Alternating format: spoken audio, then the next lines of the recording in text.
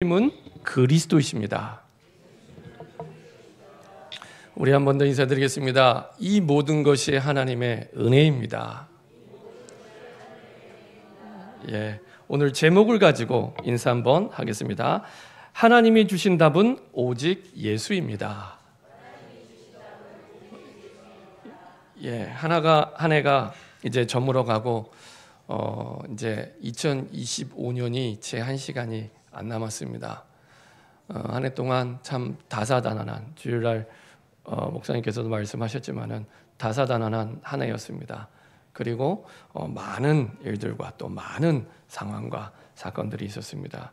나라도 교회도 전 세계 현장도 많이 혼란한 그런 상황 가운데 달려왔습니다. 그 가운데 항상 답은 하나님의 말씀 속에 있었습니다. 하나님의 말씀을 볼 때마다 하나님은 답을 보게 하시고, 하나님의 말씀을 볼 때마다 그 언약을 확인하게 하셔서 나의 약속으로, 우리의 약속으로 붙잡게 하셨습니다. 우리가 주일날 사도행전 3장의 말씀을 봤습니다. 그 나면서 안진뱅이가 있었습니다. 이 나면서 안진뱅이는 그냥 안진뱅이가 아니라 40년 동안 안진뱅이의 삶을 살았던 사람입니다. 그 말은 나면서 안진뱅이였기 때문에 사람의 힘으로는 고칠 수 없는 병을 가진 사람이었습니다. 사람의 힘으로는 도저히 바꿀 수 없는 병을 가진 사람이었습니다. 이 안진뱅이를 사실은 예루살렘에 사는 사람은 누구나 다 알았습니다. 그렇죠? 왜냐? 성전 미문에 앉아 있었기 때문에, 예루살렘에 있는 사람은 다 아는 사람이었습니다. 그 미문이라는 그 문의 이름이 무색할 만큼, 문은 아름다운 문인데 안진뱅이의 인생은 비참한 인생이었죠. 나면서 안진뱅이요. 그리고 다른 사람이 나를 데려다 주지 않으면 먹고 살 수가 없는, 누군가 다른 사람의 도움으로 그 자리에 와야지만 먹고 살 수 있는, 그나마도 여의치 않는 그런 사람이었습니다. 그래서 사실은 몇 날 며칠을 그 자리에 있은지 기억이 나지 않을 만큼 오랫동안 10년, 20년 오랫동안 그 자리에, 그래서 예루살렘에 사는 사람들은 다 아는 그 사람이었습니다. 근데 어느 날 베드로와 요한이 성령의 충만함을 받고 성전에 올라가는데 이 안진뱅이를 보게 됩니다. 늘 보던 안진뱅인데 다르게 보이기 시작했습니다. 늘 보던 안진뱅인데, 그래서 사도행전 3장 4절에 보면은 이렇게 말씀하고 있습니다. 베드로가 요한과 더불어 주목하여 이르되 우리를 보라 하니, 이전과는 다른 확신을 가지고 얘기를 합니다. 그리고 그때 그가 그들에게 무엇을 얻을까 하여 바라보거늘, 여전히 이 안진뱅이는 똑같은 마음입니다. 뭔가 얻을까 하여, 뭔가 늘 구걸했던 것처럼. 그때 베드로가 얘기를 합니다. 이 안진뱅이가 무엇을 필요로 하는지 알고 얘기를 합니다. 그래서 베드로가 이르되 은과 금은 내게 없거니와, 네가 은과 금이 필요하다는 거 알고 있어. 육신적인 필요를 알고 있어. 근데 그게 문제가 아니야. 이렇게 얘기를 하는 겁니다. 내가 분명히 나를 쳐다보는 눈빛이 은과 금이 필요하다고 쳐다보고 있는데 알아. 근데 너의 문제는 그게 아니야. 이렇게 얘기를 합니다. 그리고 진짜를 얘기합니다. 이 안진뱅이의 운명을 바꾸는 답을 전달해 줍니다. 그 답이 뭐였냐? 내게 있는 이것을 내게 주노니 나사렛 예수 그리스도의 이름으로 일어나 걸으라 하고, 너에게 정말로 필요한 것, 네 인생의 운명을 바꿀 수 있는 것은 은과 금이 아니야. 너의 그 육신적인 필요가 아니야. 그 구걸이 아니야. 구제가 아니야. 누군가 너를 데려다 줬겠지. 그게 너의 인생의 근본을 바꿀 수 없어. 진짜 너의 인생의 근본을 바꿀 수 있는 답은 나사렛. 나사렛은 그 당시에 사실은 가장 천한 동네입니다. 저기 산골짜기. 얼마나 이 베드로가 확신이 있었는지 아예 나사렛을 붙이고 얘기합니다. 유대인이기 때문에 알아요. 나사렛이 어떤 동네인지. 예루살렘은 수도, 큰 도시. 나사렛은 아주 북쪽의 천한 동네. 나사렛에 무슨 선한 게 있겠냐? 사람들이 그렇게 얘기하는 동네입니다. 알고 얘기합니다. 나사렛 예수 그리스도 이름으로 일어나 걸어라 얘기합니다. 나사렛 예수 그리스도 이름. 나사렛 예수를 예루살렘에 있는 사람들은 모르는 사람이 없습니다. 다 알아요. 왜? 십자가에 못 박아 죽였기 때문에. 그 사람들이. 오늘 사실은 4장에 지금 사내들인 공회가 열리게 됩니다. 이 공회에 와 있는 대제사장의 가문들이 다 모인 거예요. 대제사장의 가문들. 대제사장 안나스, 가야바가 그때 당시의 대제사장이었고요. 안나스는 장인어른. 그다음에 요한은 이 안나스 대제사장의 아들. 그러니까 대제사장 가문이에요, 가문. 근데 이 사람들이 예수님을 십자가에 못 박혀 죽인 주동자들이거든요. 근데 이 사람들이 바꿀 수 없고 고칠 수 없는 안진뱅이를 일으켜 세운 겁니다. 무엇을 통해서요? 나사렛 예수 그리스도의 이름으로. 그렇죠? 나사렛 예수 그리스도의 이름으로. 다 아는 이름인데 진짜 그 이름을 믿지 않았기 때문에 아무 일도 일어나지 않았고요. 반대로 진짜 그 이름을 믿을 때 하나님의 능력을 보게 됩니다. 그렇죠? 진짜 그 이름을 믿을 때 대단하고 뛰어난 지식이 아니고요. 분명하고 정확하게 나사렛 예수 그리스도의 이름을 믿을 때 그 능력이 나타나게 됩니다. 그래서 결과가 어떻게 나타났습니까? 8절에 사도행전 3장 8절에 뛰어서서 걸으며 그들과 함께 성전으로 들어가면서 걷기도 하고 뛰기도 하며 하나님을 찬송하니. 드디어 꿈에 그리던 늘 성전 문 앞에만 있었는데 그 앞에는 이방인 애들이었거든요. 이방인들이 늘 쳐다보는 이방인 애들. 그 문 앞에만 있다가 드디어 일어나서 하나님을 만나고 예배드리러 들어가게 됩니다. 이게 하나님이 원하시는 거였죠. 앉았다 일어나는 게 문제가 아니라 하나님은 이 사람이 구원을 받고 예배자로 서는 걸 원하고 계셨던 거죠. 그렇죠? 정말로 하나님을 만나면 앉아도 되고 서도 돼요. 앉아도 되고 서도 됩니다. 그렇죠? 근데 중요한 것은 이 사람이 구원을 받고 예수의 이름으로 구원을 받고 그리고 하나님의 자녀로 예배드리러 들어가게 됩니다. 이것을 하나님이 원하신 거죠. 그가 본래 성전 미문에 앉아 구걸하던 사람인 줄 알고 그에게 일어난 일을 외려 심히 놀랍게 여기며 놀라니라. 그렇죠? 다 놀라죠. 10년, 20년을 오랫동안 그 미문이라는 그 문 앞에 앉아있던 안진뱅이였기 때문에. 그래서 나중에 이 뒷부분에 보면 베드로와 요한이 설명을 해줍니다. 사람들이 너무 놀라서 이 베드로와 요한을 놀랍게 쳐다보니까 왜 우리를 이상하게 쳐다보냐? 우리가 한 거 아니야.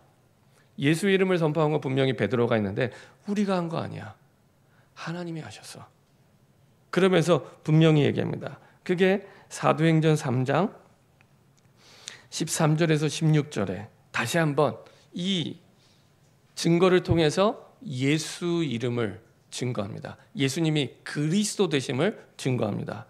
13절에 보면 아브라함과 이삭과 야곱의 하나님 곧 우리 조상의 하나님이 그의 종 예수를 영화롭게 하셨느니라.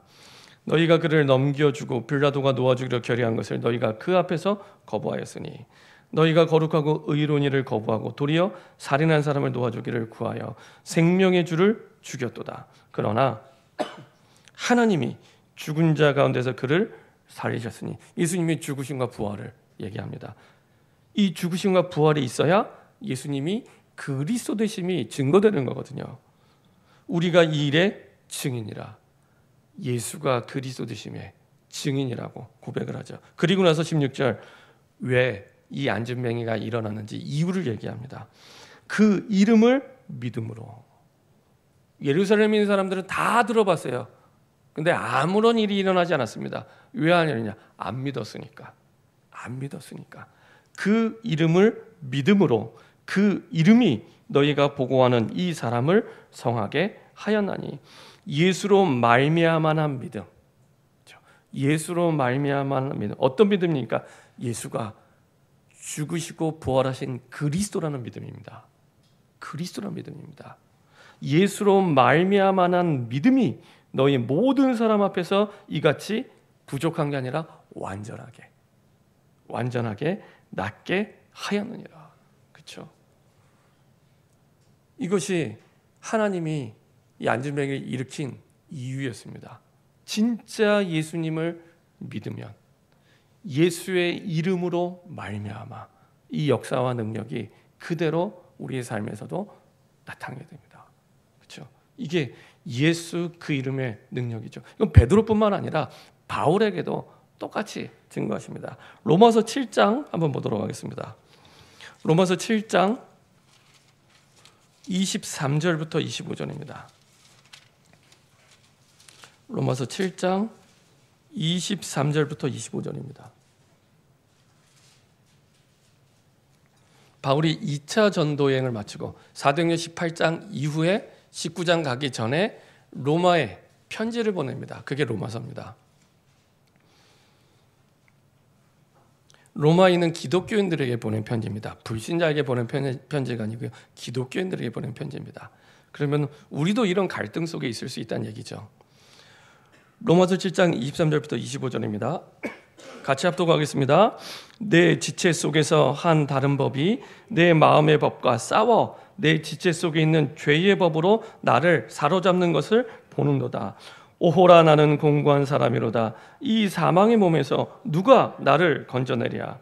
우리 주 예수 그리스도로 말미암아 하나님께 감사하리로다. 그런즉 내 자신이 마음으로는 하나님의 법을 육시로는 죄의 법을 섬기노라.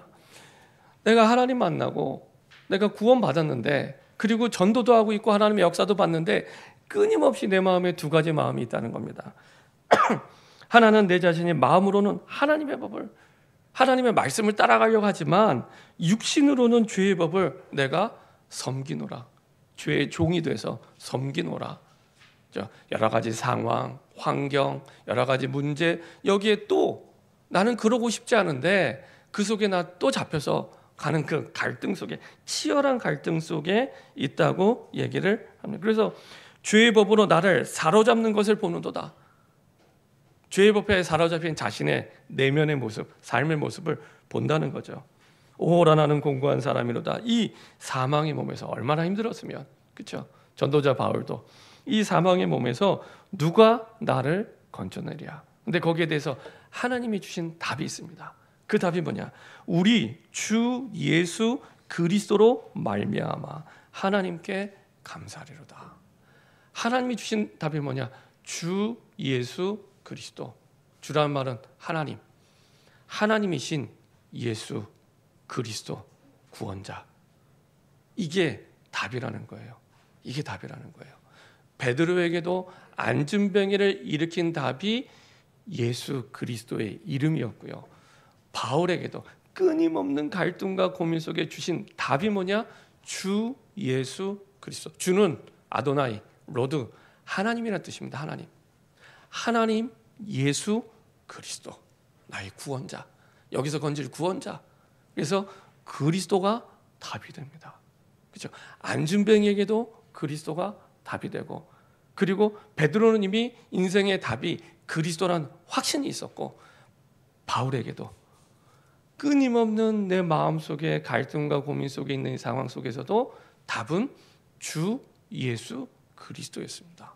이게 바울이 계획을 세워서 뭔가 내가 어려움이 왔으니까 이렇게 계획을 세우면 되겠지, 그게 아니에요. 베드로가 안진뱅이를 만나는데 자 이렇게 하면은 안진뱅이가 일어나겠지라고 계획을 세운 게 아닙니다. 그렇죠? 하나님이 주신 답, 그렇죠? 그 답이 완전히 부족한 게 아니라 완전히 안진뱅이를 낫게 했던 것처럼 바울에게도 완전히 회복하는 답이 주 예수 그리스도. 그래서 잘 아시는 것처럼 그 뒤에 로마서 8장이 나오게 됩니다. 우리 성경 66권이 다 중요한 하나님의 말씀이지만 그 가운데 보석을 로마서라고 얘기를 합니다. 정확한 구원의 교리가 포함되어 있기 때문에 그 가운데서도 보석 중의 보석을 로마서 8장이라고 얘기합니다. 그래서 어떤 교회는 로마서 8장을 아이들에게 늘 암송시키는 교회도 있어요. 그만큼 중요합니다. 근데요, 정말로 주옥 같은 중요한 답들이 8장에 다 들어가 있습니다. 잘 아시는 것처럼 그러므로, 이거는 앞에 부분과 이어지는 내용입니다. 8장 1절은 그러므로 이제 그리스도 예수 안에 있는 자에게는 결코 정죄함이 없나니 이는 그리스도 예수 안에 있는 생명의 성령의 법이 죄와 사망의 법에서 너를 해방하였습니다. 그러니까 불신자에게 하는 얘기가 아닙니다. 신자에게 하는 얘기입니다. 죄와 사망의 법에서 법적으로 끝, 완전히 영원히 단번에 끝내셨다는 얘기입니다. 이걸로 끝나는 게 아닙니다. 8장 뒷부분에 가면요, 8장 32절 같이 한번 합독하도록 하겠습니다. 8장 32절입니다. 로마서 8장 32절입니다. 같이 한 목소리로 합독하겠습니다. 자기 아들을 아끼지 아니하시고 우리 모든 사람을 위하여 내주시니가 어찌 그 아들과 함께 모든 것을 우리에게 주시지 아니하시겠느냐. 그렇죠? 자기 아들을 아끼지 아니하고 우리 모든 사람을 위하여 내주시니까 하나님에게 가장 소중한 게 뭘까요? 독생자 예수. 이보다 더 중요한 게 있나요? 그렇죠? 어떤 부모님 얘기합니다. 내 자식이 아프면 내가 아픈 것, 차라리 내가 아프면 좋겠다고. 내 자식이 죽는 것보다 내가 죽는 게 낫다고. 그만큼 내 자식을 아끼잖아요. 하나님도 마찬가지입니다. 가장 아끼는 게 독생자 예수. 가장 소중한 걸 우리에게 주신 거예요. 가장 소중한 걸. 그렇죠? 아니, 가장 소중한 것을 내주시니까 어찌 그 아들과 함께 모든 것을 우리에게 주시지 아니하겠느냐. 예외되는 게 없습니다. 모든 것을 그 아들과 함께 주시겠다고. 그렇죠? 그 아들과 함께 어마어마한 축복과 응답이 우리에게 이미 와 있습니다. 이게 언제 응답을 받습니까? 예수의 이름을 믿을 때 누리게 됩니다. 예수의 이름을 믿을 때. 그래서 뒷부분에 말씀하고 있습니다. 누가 우리를 그리스도의 사랑에서 끊으리요? 환난이나 공고나 박해나 기근이나 적신이나 위험이나 칼이라. 기록된 바 우리가 종일토록 주를 위하여 죽임을 당하게 되며 도살당할 양같이 여김을 받았나이다 함과 같으니라. 그러나 이 모든 일에 우리를 사랑하시는 이로 말미암아 우리가 아슬아슬하게 이기는 게 아닙니다. 넉넉히 압도적으로 이기게 됩니다. 그렇죠? 우리가 가진 예수의 이름은 아슬아슬하게 이기는 이름이 아닙니다. 압도적으로 넉넉히 이기게 됩니다. 내가 확신하노니 사망이나 생명이나 천사들이나 권세자들이나 현재일이나 장래일이나 능력이나 높음이나 깊음이나 다른 어떤 피조물이라도 우리를 우리 주 그리스도 예수, 인생의 답이죠. 우리 주 그리스도 예수 안에 있는 하나님의 사랑에서 끊을 수 없으리라. 그렇죠? 이게 하나님 자녀의 신분, 하나님 자녀에게 주신 권세, 하나님 자녀에게 주신 축복입니다. 그렇죠? 누가 이기겠습니까? 그렇죠? 누가 사망을 넘어서는데요. 누가 이기겠습니까?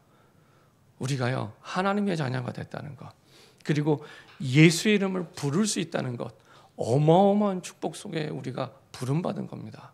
어마어마한 축복 속에 예수의 이름을 부르기만 하면, 그렇죠? 예수 그 이름을 믿기만 하면, 그렇죠? 그 축복을, 그 능력을 우리에게 나타내시고 보여주십니다. 이 축복이 우리에게 와 있습니다. 그렇죠? 엄청난 축복과 응답이 우리에게 와 있습니다. 그리고 그것을 실제 이제 예수님을 죽였던 사람들에게 나타내서 보여주신 거죠. 그런데 4장 1절부터 4절에 보면은 여전히 핍박이 있습니다. 이런 엄청난 능력, 권세가 나타나는데 여전히 핍박이 있어요. 이제 핍박이 본격적으로 4장부터 시작이 됩니다. 자, 4장 1절부터 4절까지 한번 보도록 하겠습니다. 4장 1절부터 4절까지입니다. 같이 합독하겠습니다. 사도들이 백성에게 말할 때 제사장들과 성전 맡은 자와 사두개인들이 이르러 예수 안에 죽은 자의 부활이 있다고 백성을 가르치고 전함을 싫어하여 그들을 잡음에 날이 이미 저물었으므로 이튿날까지 가두었으나 말씀을 들은 사람 중에 믿는 자가 많으니 남자의 수가 약 5천이나 되었더라. 이제 본격적으로 제사장들, 성전 맡은 자들은 성전을 지키는 군인들입니다. 군인들. 그러니까 잡으러 가는 거예요, 지금. 성전 맡은 군인들이 잡으러 가는 겁니다. 이 사도들을 잡으려고. 사두개인들은 원래 그 바리새인은 그래도 부활을 믿는 사람들이지만 사두개인은 부활을 아예 믿지 않는 사람입니다. 그래서 맨날 바리새인과 사두개인은 맨날 싸워요. 부활이 있다 없다 있다 없다. 근데 더더군다나 사두개인들은 부활이 없다는데 예수의 부활을 얘기하니 얼마나 싫었겠습니까? 예수 안에 죽은 자의 부활이 있다고 백성을 가르치고 전함을 싫어하여 그들을 잡음에, 아까 군인들이 갔죠. 잡음에 날이 이미 저물었으므로 이튿날까지, 밤에는 재판을 하지 않습니다. 그래서 잡아 넣었다가 그 다음 날 이제 재판을 하는 겁니다. 이튿날까지 가두었으나, 근데요 반전이 일어나게 됩니다. 말씀을 들은 사람 중에 앞부분에 이제 베드로의 설교와 사도들의 복음 선포를 들은 사람들 중에 믿는 자가 많으니 어느 정도 남자의 수가 약 5천이나 되었더라. 그러면 아이들과 여자까지 하면요 15,000명 이상입니다. 15,000명, 이거 어마어마한 숫자입니다. 이미 앞부분에 사도행전 2장에 3천 제자, 3천 성도가 일어났고요. 그리고 지금 여기서 남자만 5천. 그러니까 이미 예루살렘의 수만 명의 사람들이 믿기 시작한 거예요. 근데 여전히 핍박이 있습니다. 여전히 핍박이 있습니다. 근데 둘 다 하나님이 허락하신 거죠. 두 가지 다. 그래서 우리 삶을 살아갈 때 항상 인생은 투트랙이라고 합니다. 투트랙. 고난도 있고 축복도 있고 두 가지가 같이 가요. 근데 중요한 것은 축복이 있을 때는 교만하지 않고 하나님이 원하시는 계획을 붙잡을 이유가 있고요. 고난이 있을 때는 반대편을 볼 수 있는 지혜가 있어야 됩니다. 고난만 보는 게 아니라 하나님의 항상 더 좋은 계획이 있구나. 그래서 인생은 투트랙. 그렇죠? 잘 된다고 교만하는 게 아니고요. 인생은 새옹지마라고 얘기하잖아요. 그렇죠? 잘 된다고 교만하는 게 아니라 그대로 하나님의 언약의 여정대로 인도받으면 되고, 고난이 오면 그때는 반대편에 하나님의 더 좋은 선한 계획이 있구나 할 수 있는 눈이 있어야 됩니다. 그래야 그 고난 이면에 있는 하나님의 축복을 보고 사실은 그 고난과 핍박을 넘어서게 됩니다. 그게 초대교회뿐만 아니라 우리가 성경 속에 중요한 응답을 받았던 모든 인물들이 동일하게 그런 여정을 걸어갔습니다. 요셉이 노예로 끌려갈 때도 마찬가지였습니다. 그렇죠? 아무런 요셉이 잘못이 없는데 가족들에게 팔려서, 형들에게 팔려서 노예로 끌려가게 되죠. 그 노예로 끌려가고 조금 살만하니 가정 총무가 되는데 다시 누명을 쓰고 감옥으로 가요. 근데 요셉의 여정에는 고난만 있는 게 아니었습니다. 이미 창세기 37장에 하나님이 주신 세계복음화의 언약이 있었습니다. 그렇죠? 하나님이 주신 꿈이 있었고 비전이 있었습니다. 그래서 그 여정 속에서도 변함없이 여호와께서 요셉과 함께 하심을 누리는 사람이었습니다. 그래서 가는 곳마다 형통의 축복을 누리게 되죠. 분명히 노예였어요.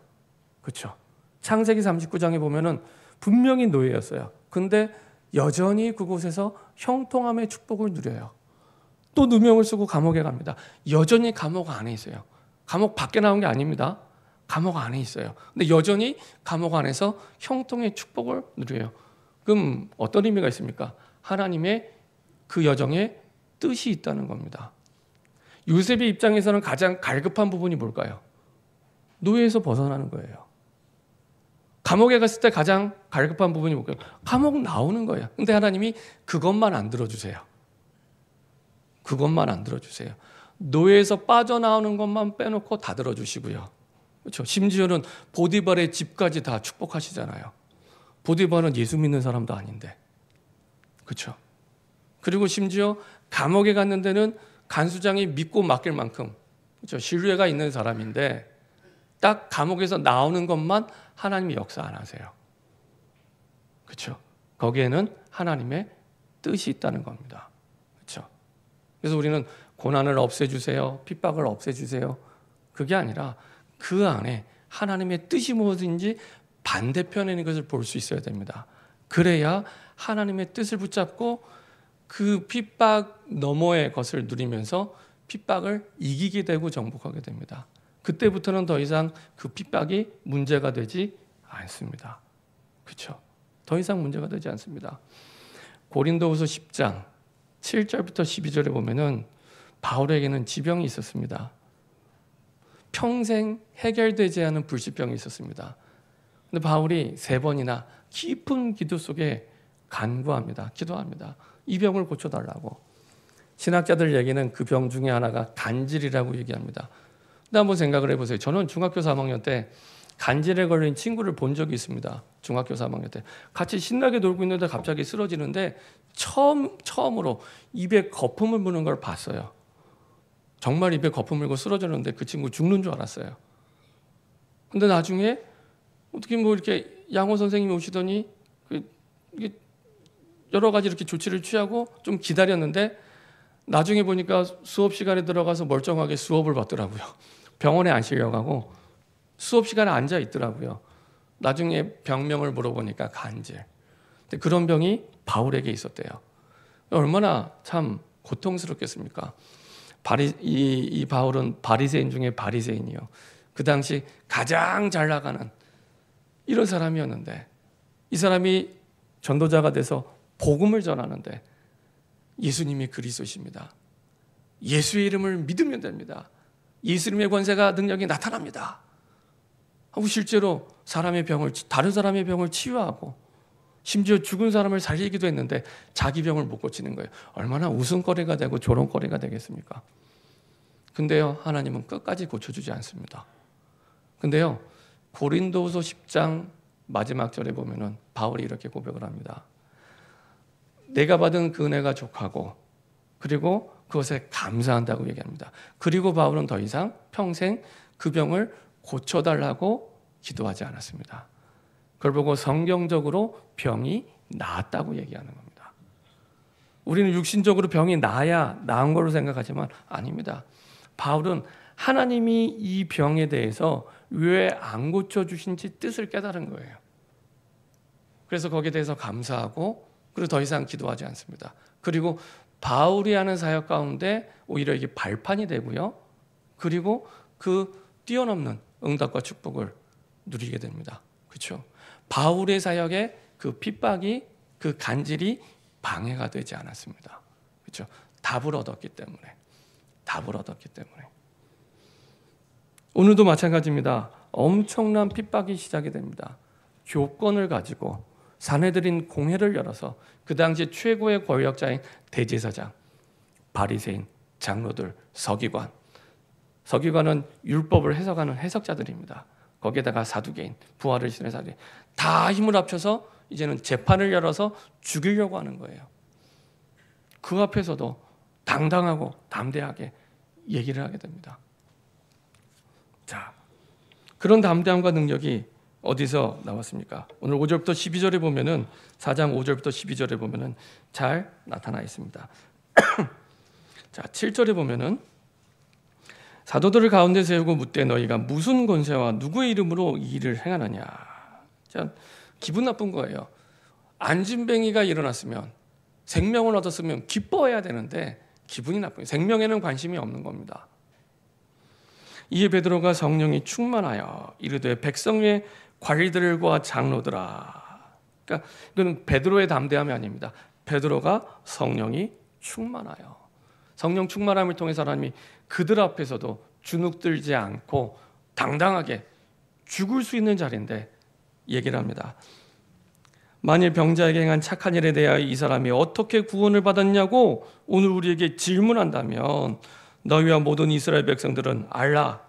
너희가 십자가에 못 박고 하나님이 죽은 자 가운데서 살리신 나사렛 예수 그리스도 이름. 아까 말씀드렸죠. 나사렛이 어떤 동네인지 다 아는 사람들입니다.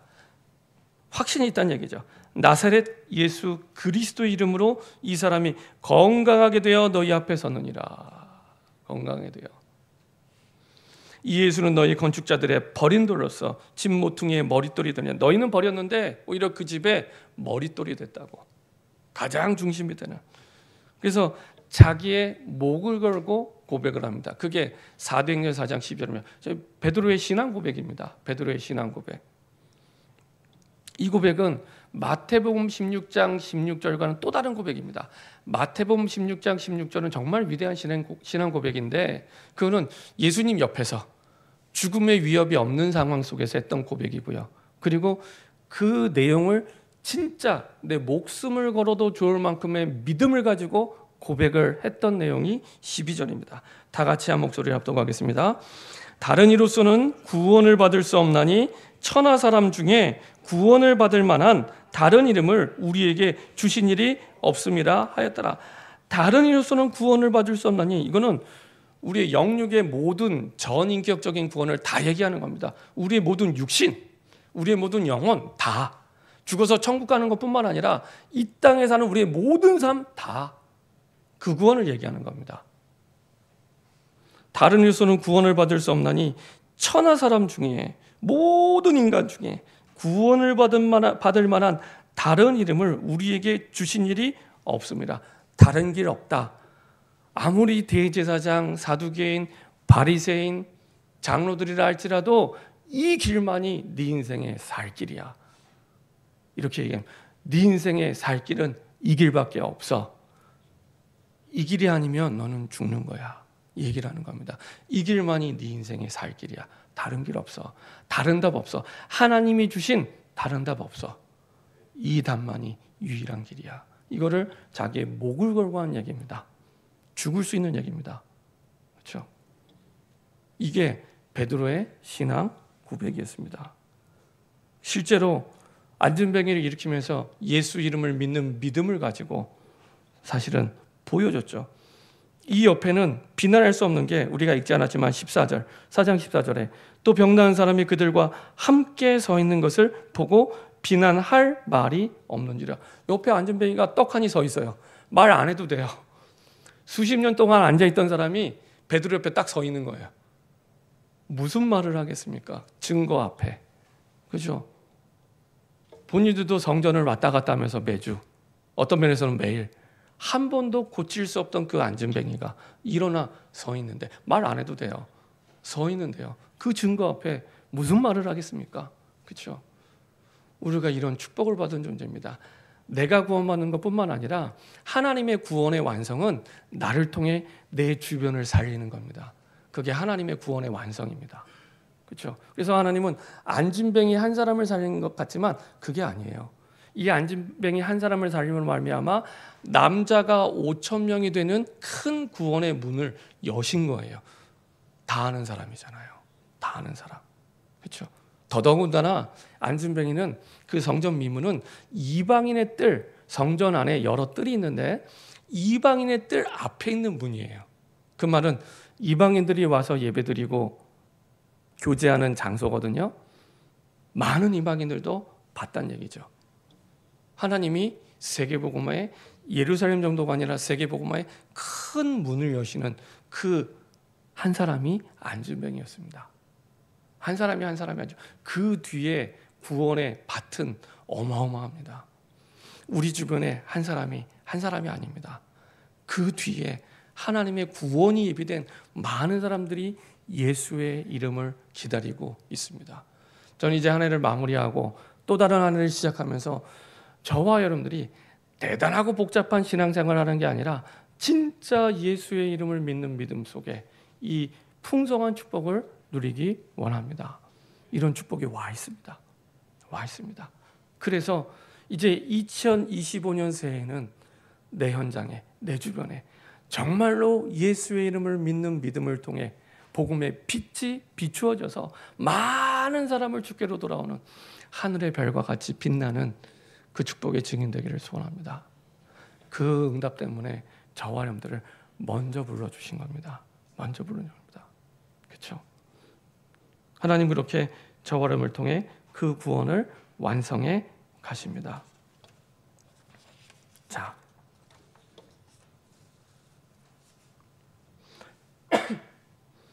그래서 우리가 드리는 예배, 기도, 선교 다 뭐와 관계 있느냐? 예수의 이름과 관계 있어요. 예배는요, 예수의 이름을 높이는 겁니다. 그렇죠? 그래서 예배를 통해 하나님이 전도의 모든 문들을 다 열어가십니다. 내가 예수의 이름을 높일 때 하나님은 그 영광을 받으시고 우리는 이곳에 있지만 성전에 있지만 우리 두고 온 가정, 직장, 가문, 지역의 전도의 문들을 열어가시고요. 그리고 우리의 기도입니다. 우리가 기도할 때 예수 이름으로 기도하잖아요. 그렇죠? 예수 이름으로 기도하잖아요. 기도 내용 다 하고 나서 예수 그리스도의 이름으로 기도합니다. 아멘. 예수 이름으로 기도하잖아요. 그렇죠? 요한복음 14장 14절에 내 이름으로 기도할 때마다 내가 응답하겠다고 약속해 주셨습니다. 요한복음 16장 24절 지금까지 너희가 아무것도 구하지 아니하였으나 구하라 그리하면 받으리니. 아무 조건이 없어요.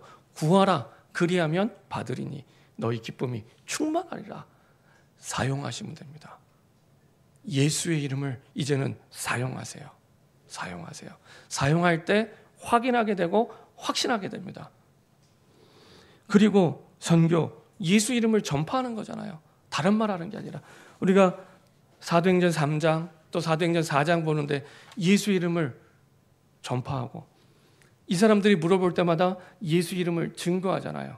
너희가 십자가에 못 박은 그 예수가 우리의 주와 그리스도가 되셨도다. 이거를 계속 반복해서 얘기합니다. 계속해서 예수 이름을 증거합니다. 우리의 예배, 기도, 선교 모든 것들이 예수 이름을 증거하고 예수 이름을 높이고 예수 이름을 선포하는 겁니다. 그 속에서 하나님 우리에게 담대함도 주시고요. 능력도 주시고요. 소망도 주시고요. 생명도 주시고요. 기쁨도 주시고요. 모든 하늘의 복과 땅의 복을 그 예수의 이름으로 다 주시는 겁니다. 그렇죠? 이 축복이 우리에게 와 있습니다. 와 있습니다. 예수 그 이름의 능력을 선포할 때마다 하늘의 권세를 누리게 하시고 하늘의 그 축복과 보좌의 능력을 하나님은 누리게 하십니다. 결론입니다.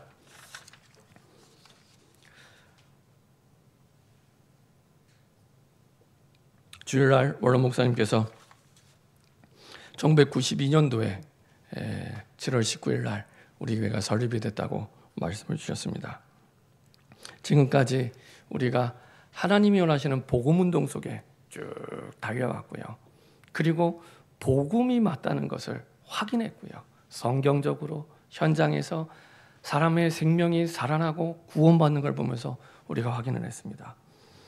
그리고 그 복음운동 속에 하나님 우리를 달려오게 하셨습니다. 그래서 우리는 변함없이 복음운동을 위해 달려가야 됩니다. 그렇죠? 복음이 맞고 하나님이 원하시는 방향이 맞기 때문에 변함없이 복음운동의 축복 속에 하나님은 달려가기 원하십니다.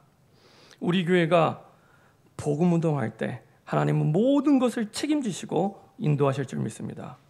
저와 여러분들이 복음운동할 사람이 맞다면 하나님은 우리 교회를 축복하시고 인도하실 줄 믿습니다. 저와 여러분들이 그 증인으로 서기를 소원합니다. 기도하겠습니다. 하나님 감사드립니다.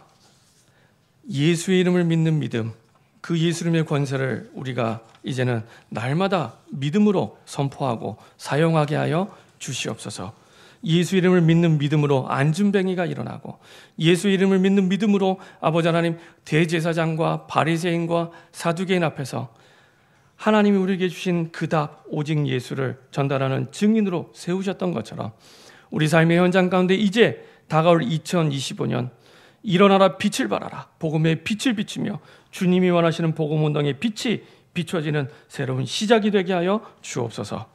감사드리며 주 예수 그리스도의 이름으로 기도합니다. 아멘.